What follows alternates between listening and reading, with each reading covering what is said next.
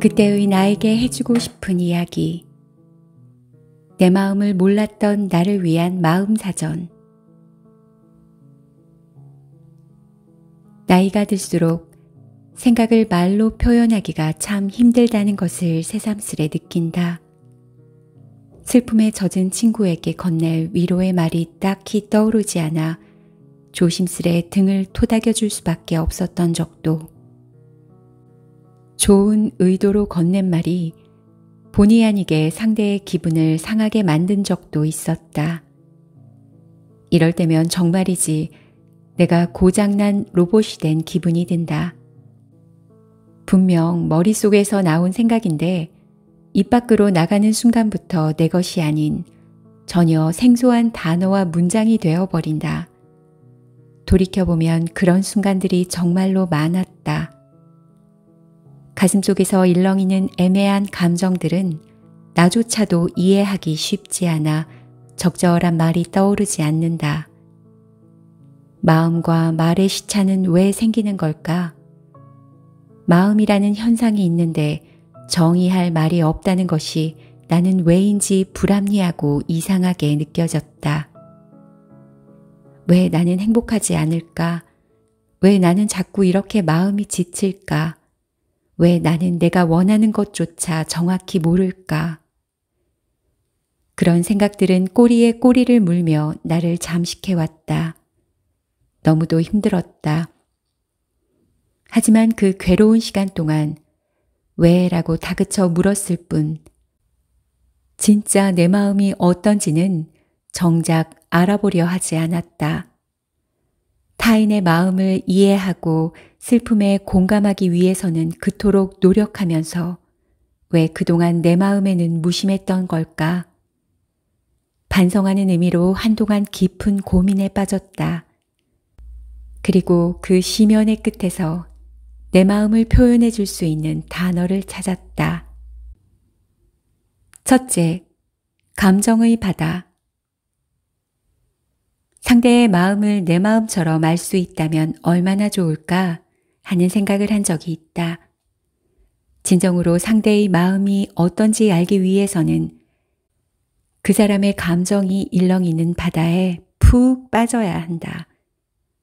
수심이 적당하다면 더할 나위 없이 좋겠지만 발이 닿지 않을 정도로 깊어 오래 헤엄치지 못할 수도 있다. 함께 파도를 타고 해변에 발을 디딜 수 있으면 좋겠지만 반대로 함께 가라앉아 버릴 수도 있다. 때로는 바닷속이 아닌 바깥에서 자신만의 감정이라는 바다에 잠겨있는 상대방의 이름을 크게 부르며 나오라고 손짓하는 것이 현명하지 않을까 하는 생각도 든다. 그럼에도 불구하고 살아가다 보면 깊이 이해하고 싶은 사람이 다가올 때가 있다. 그럴 때면 타인의 내면 깊숙이 들어가는 것이 위험한 일임을 알면서도 조금씩 용기를 내게 된다. 그리고 한 걸음씩 바다를 향해 걸어가면서 생각한다.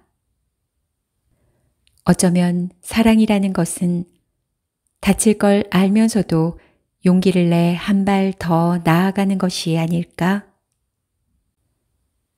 두 번째, 과거. 인간은 불완전하다. 실수하지 않으려고 부단히 노력하지만 넘어지기도 하고 잘못된 길로 가기도 한다. 사람과의 관계에서도 의도치 않게 크고 작은 상처를 주고받는다. 중요한 건 그 이후다. 상처 입고 넘어진 채 그대로 주저앉아 완벽하지 못한 자신을 탓하며 과거만 돌아본다면 내일도 오늘과 다를 바 없는 날이 될 가능성이 크다.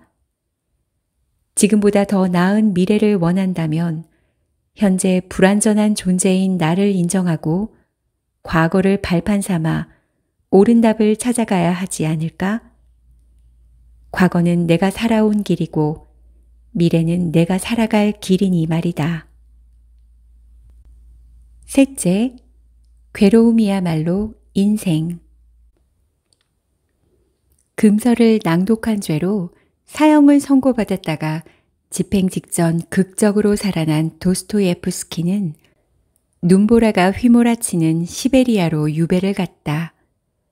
그곳은 흉악 범죄자들이 모여있는 감옥이었다. 바깥 세상과는 단절된 꽉 막힌 공간에서 24시간 그들과 같이 있어야 한다는 사실이 그에게 무척이나 괴로운 일이었을 것이다.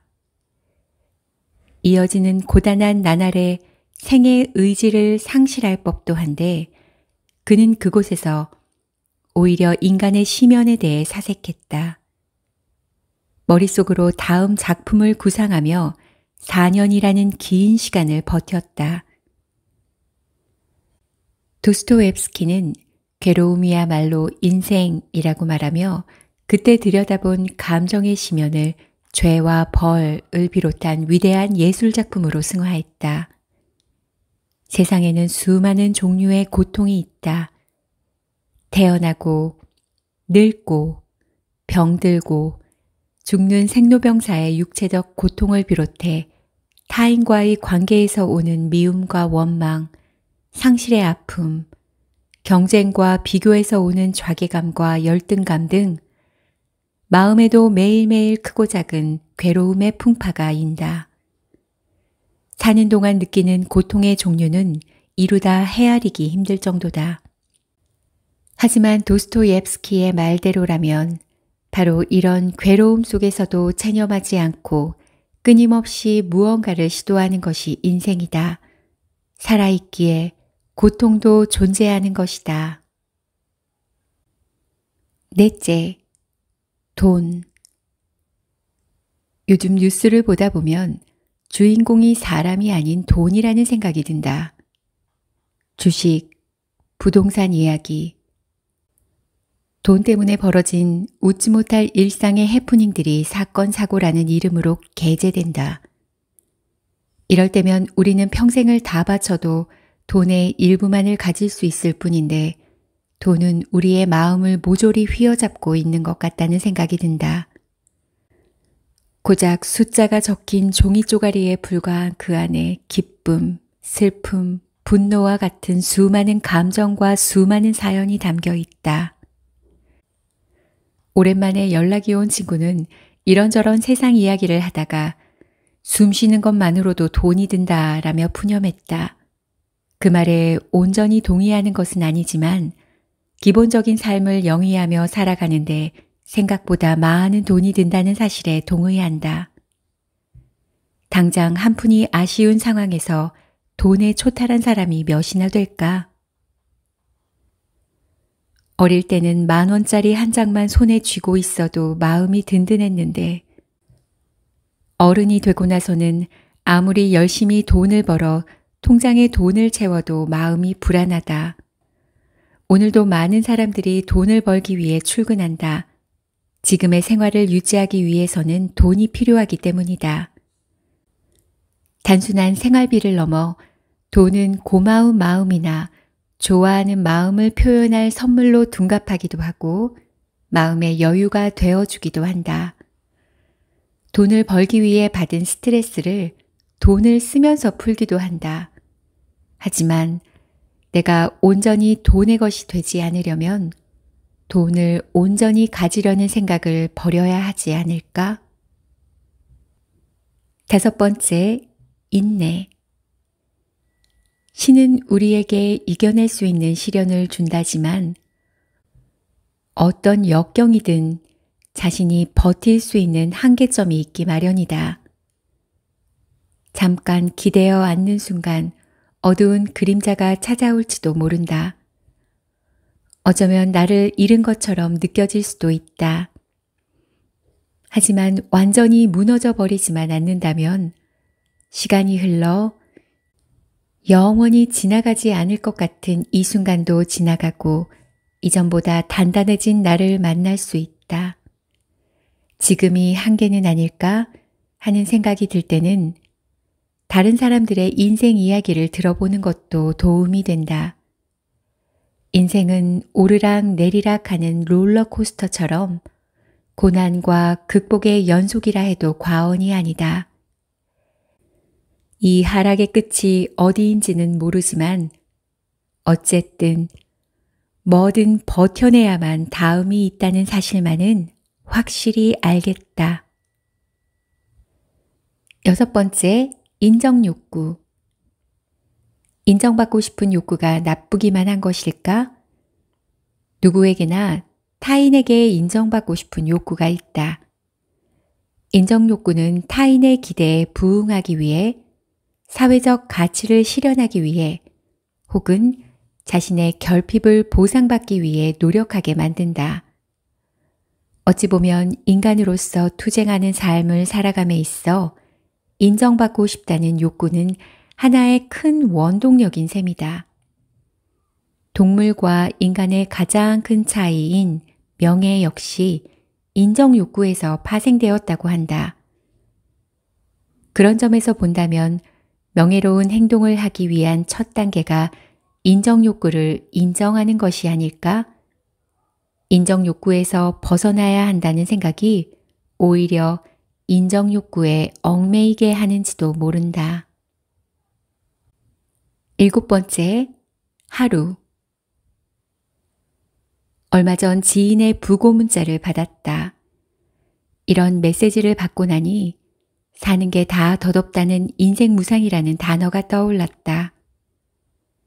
장례식장에 도착하니 옆 테이블에는 오는 데는 순서가 있지만 가는 데는 순서가 없다고 말하는 이의 절절한 목소리가 귀에 와닿는다. 별다를 것 없는 평온한 일상을 보내다가도 불현듯 죽음과 스치는 인연이면 여러 감정이 요동친다. 세상에는 불의의 사고나 천재지변 같은 수많은 변수가 있다. 무심결에 맞이하는 아침이 결코 당연하지만은 않다는 생각이 든다. 그런 의미에서 본다면 어둠 속에서 떠오르는 아침 해를 보는 일은 또 다른 하루를 선물 받은 것이나 다름없다.